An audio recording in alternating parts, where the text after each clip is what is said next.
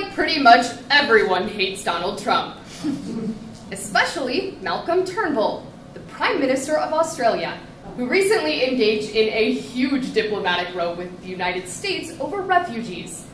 The Economist on November 1st, 2016 notes, it's not just refugees that is causing these two nations to fight, but instead, Donald Trump's decision to reject the Trans-Pacific Partnership, a crucial trade agreement that the United States promoted, that Australia was a part of.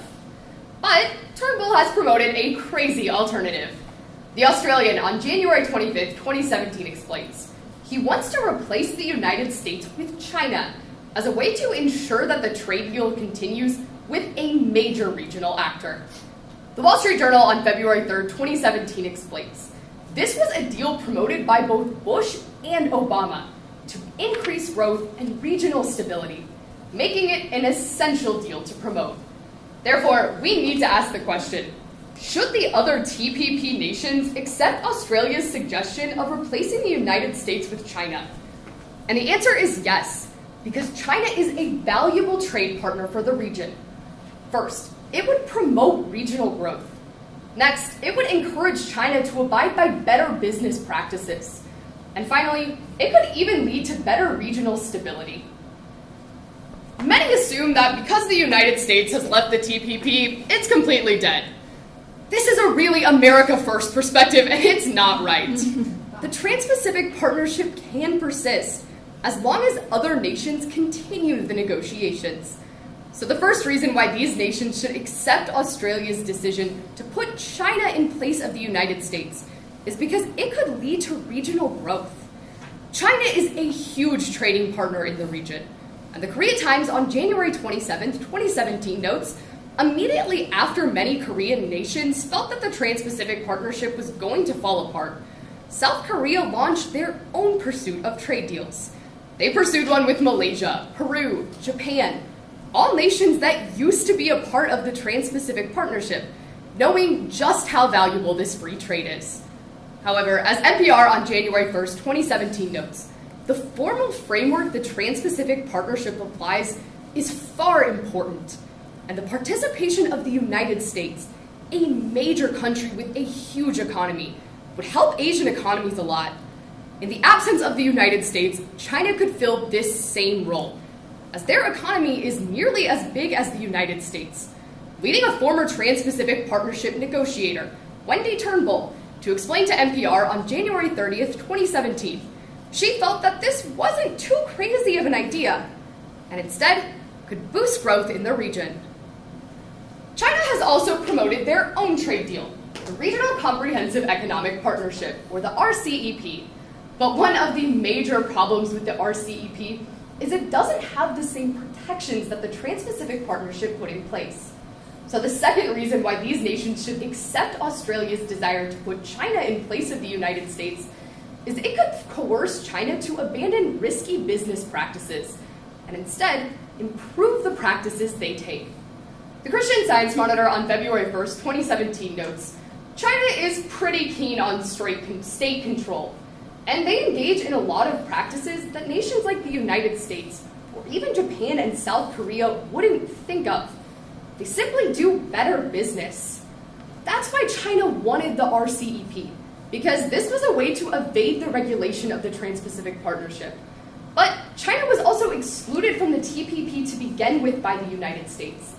Forbes on January 29th, 2017 explains, putting China in the Trans-Pacific Partnership would force them to adopt the same regulations as other nations, such as less regulation for small businesses, or more regulation for state-owned enterprises. This wouldn't just boost the economy of these nations, but as The Economist on February 11th, 2017 notes, these new regulations could be critical for business in the area, forcing nations such as the Philippines to make better practices for small businesses, eliminating the hundreds of hours of paperwork it takes just to do business in the Philippines.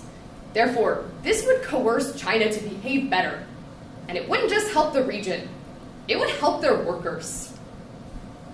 Many in the United States feel that integration in Asia isn't a good thing. That's why Obama used his pivot to Asia to exclude China. But the final reason we should accept the decision to put China in place of the United States is it could actually lead to regional stability. There has been a lot of conflict between China and other Asian nations. In fact, as The Economist on February 1st, 2017 explains, just in the past month, they've engaged in conflict with both Japan and the Philippines over disputed island territories in the region. But recently, the relationship between the Philippines and China is improving, and it started with economics.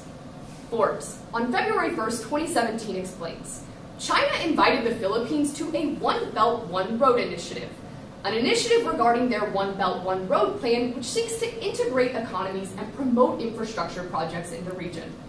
This is an important project, and inviting the Philippines to it shows a willingness to act in a good way, promoting regional stability.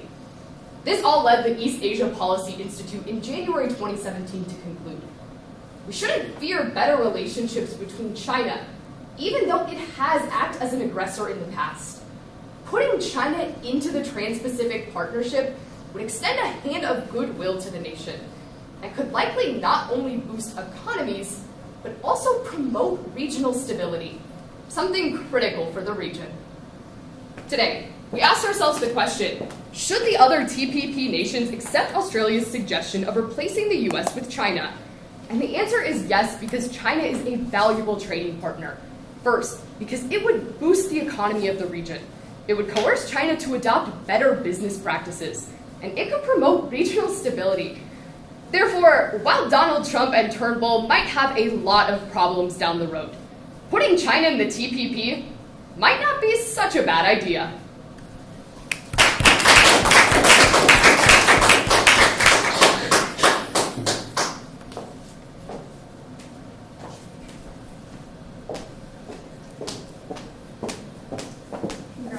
Thank you. So I just had a few questions for you about your speech. It was very informative. So you mentioned, you talked about how it would improve regional growth and improve trade relations with China and other Asian countries.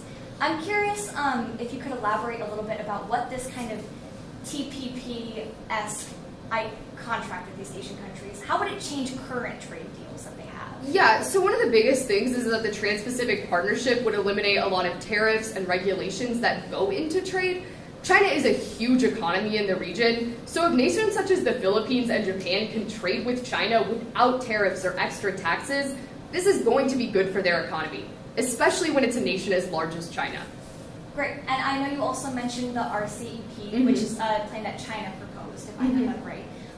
Do you think that China would be willing to accept a change to that deal, or do you think that if this was proposed to them, that they would still push on that RCEP option? Yeah, so the first thing is this wouldn't be a change to the RCEP, this would just be an abandonment of it, instead going for the TPP. And I think the crucial thing is here, China was excluded from the Trans-Pacific Partnership by the United States.